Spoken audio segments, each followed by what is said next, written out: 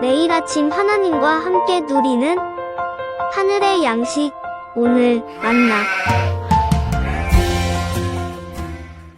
이날에 이스라엘 백성들이 피곤하였으니 이는 사울이 백성에게 맹세시켜 경계하여 이르기를 전혀 곧 내가 내 원수에게 보복하는 때까지 아무 음식물이든지 먹는 사람은 저주를 받을지어다. 그러므로 모든 백성이 음식물을 맛보지 못하고 그들이 다 수풀에 들어간즉 땅에 꿀이 있더라. 백성이 수풀로 들어갈 때 꿀이 흐르는 것을 보고도 그들이 맹세를 두려워하여 손을 그 입에 대는 자가 없었으나 요나단은 그의 아버지가 백성에게 맹세하여 명령할 때 듣지 못하였으므로 손에 가진 지팡이 끝을 내밀어 벌집에 꿀을 찍고 그의 손을 돌려 입에 대매 눈이 밝아졌더라. 그때 백성 중 한 사람이 말하여 이르되 당신의 부친이 백성에게 맹세하여 엄히 말씀하시기를 오늘 음식물을 먹는 사람은 저주를 받을지어다 하셨나이다. 그러므로 백성이 피곤하였나이다. 요나단이 이르되 내 아버지께서 이 땅을 곤란하게 하셨도다. 보라, 내가 이 꿀 조금을 맛보고도 내 눈이 이렇게 밝아졌거든. 하물며 백성이 오늘 그 대적에게서 탈취하여 얻은 것을 임의로 먹었더라면 블레셋 사람을 사륙함이 더욱 많지 아니하였겠느냐. 그날에 백성이 믹마스에서부터 아얄론에 이르기까지 블레셋 사람들을 쳤으므로 그들이 심히 피곤한지라. 백성이 이에 탈취한 물건에 달려가서 양과 소와 송아지들을 끌어다가 그것을 땅에서 잡아 핏째 먹었더니 무리가 사울에게 전하여 이르되 보소서, 백성이 고기를 빚제 먹어 여호와께 범죄하였나이다. 너희가 믿음 없이 행하였도다.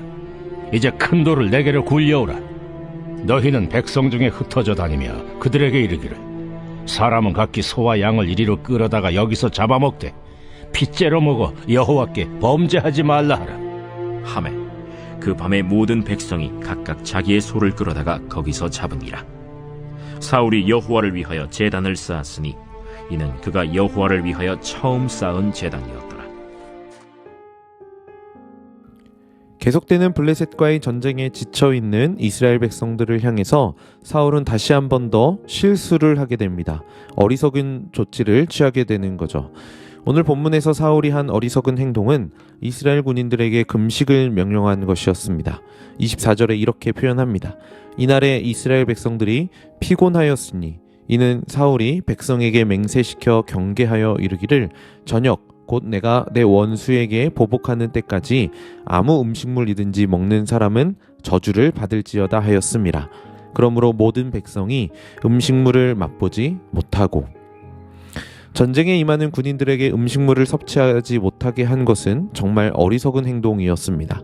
그리고 사울이 이러한 어리석은 행동을 하게 된 원인은 블레셋을 향한 강한 적대감과 복수심에 근거한 것이었습니다. 24절 중간에 보시면 블레셋을 향해서 내 원수라고 표현하는 사울의 표현을 보게 되죠. 한번 이 표현을 우리는 생각해 봐야 합니다. 도대체 블레셋이 왜 사울의 원수일까요?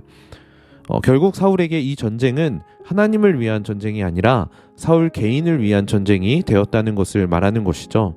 이 전쟁이 하나님을 위한 전쟁이 아닌 사울 개인을 위한 전쟁이 되니까 사울은 도저히 합리적인 판단을 할 수 있는 상황이 아닌 것이었던 겁니다. 자신에게 주어진 권력을 남용해서 군인들은 보이지도 않고 자신 개인의 복수심을 해결하려는 욕망이 그 명령 가운데 담겨져 있었던 것이죠. 그런데 한 가지 문제가 생겼던 겁니다. 그것은 사울의 아들이었던 요나단이 사울의 명령을 듣지 못했고 꿀을 먹게 되었던 거죠. 27절에 요나단은 그의 아버지가 백성에게 맹세하여 명령할 때에 듣지 못하였으므로 손에 가진 지팡이 끝을 내밀어 벌집에 꿀을 찍고 그의 손을 돌려 입에 대매 눈이 밝아졌더라 라고 이야기합니다. 꿀을 먹고 눈이 밝아졌고 그렇게 힘을 낼 수 있었던 겁니다. 그런데 그렇게 꿀을 먹은 요나단에게 백성 중 한 사람이 사울이 내린 명령에 대해서 이야기해 줍니다. 그러자 요나단은 이해할 수 없다는 듯이 이렇게 이야기하죠. 29절에 요나단이 이르되 내 아버지께서 이 땅을 곤란하게 하셨도다. 보라, 내가 이 꿀 조금을 맛보고도 내 눈이 이렇게 밝아졌거든 이라고 이야기합니다. 이렇게 꿀을 조금만 먹고도 힘을 낼 수 있었는데 아버지, 그러니까 사울이 내린 명령은 정말 어리석은 명령이고, 그리고 또 하나님 앞에 신앙적이지도 않음을 지적하고 있었던 겁니다. 다시 한 번 더 생각해 보면 이러한 어리석은 명령의 결과는 자신의 욕망과 탐욕으로 인한 것이었습니다. 그렇기 때문에 우리에게 있는 욕망과 탐욕은 우리에게 어리석은 행동을 낳을 수도 있음을 본문을 통해서 기억해야 할 것입니다. 이런 사울의 어리석은 명령은 백성들의 더 큰 실수를 불러일으키기도 하죠. 사울이 금식 명령을 내리고 그 기한이 다 끝난 다음에 백성들은 이러한 행동을 했습니다. 32절에 보니까 백성이 이에 탈취한 물건에 달려가서 양과 소와 송아지들을 끌어다가 그것을 땅에서 잡아 핏째 먹었더니, 고기를 핏째 먹었다라고 이야기하죠. 고기를 핏째 먹었습니다. 그러니까 날 것으로 먹으면 안 되는 것은 하나님의 명령이었는데 그 하나님의 명령을 어기면서 분명히 죄를 지었다라는 것이죠.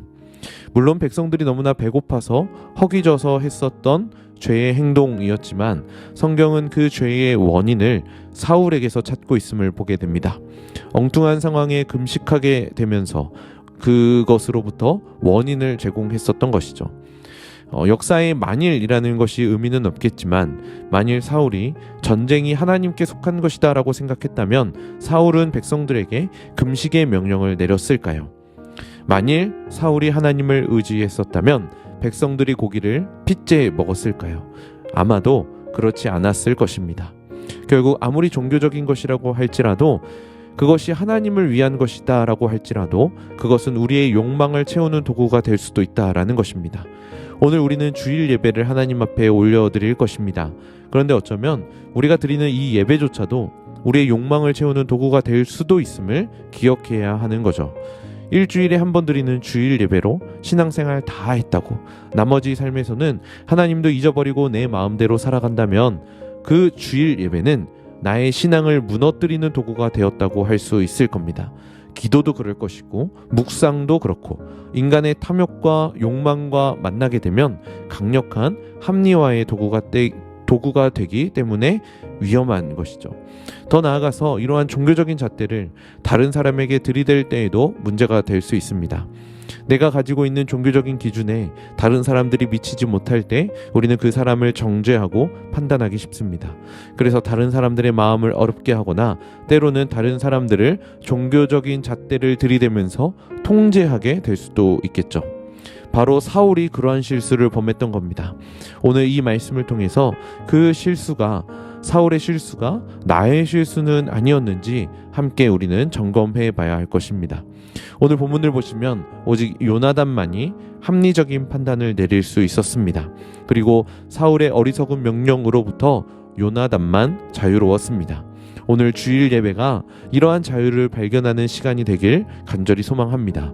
그렇기 때문에 우리는 말씀 안에서 바른 분별력을 구해야 하고 하나님이 주시는 이러한 바른 분별력을 통해서 은혜 안에 기쁨을 누릴 수 있게 되는 것이죠. 오늘 이러한 하나님의 능력 안에서 그러한 자유와 기쁨을 누리시는 성남제일의 모든 성도님들 되시길 주님의 이름으로 간절히 축복합니다.